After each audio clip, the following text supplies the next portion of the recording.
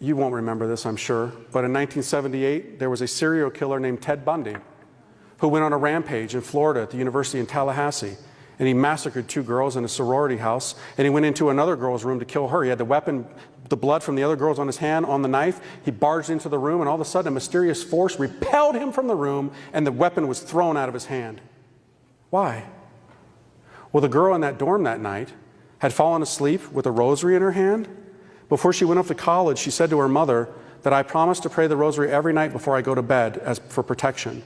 Well, that night, as often happens, if you try and leave it to the end of the day, you're going to fall asleep. She fell asleep. When the cops came, they saw the girl in a basically catatonic state. She was like paralyzed with fear. She said she didn't want to talk to anybody but a priest. They got a priest, a Monsignor came, and she told the priest that what she had told her mother about making that promise. Years later, when Ted Bundy was on death row, he asked to speak to a priest. Guess which priest came? The same one. And they had a little conversation. And Ted Bundy said to him, you know, there's something I don't understand.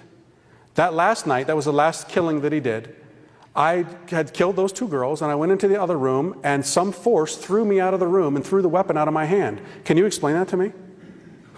Actually, I can. That's what the priest said.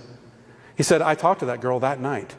She had made a promise to pray the rosary, and she had it in her hands. You weren't aware of it, but there was a power in those beads that threw you out of the room.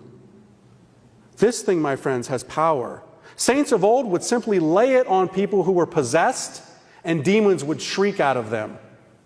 You know, today we look at this and we say, oh, that's just nonsense. No, it's not nonsense. This thing is a sword, my friends, a sword. Explaining what he said.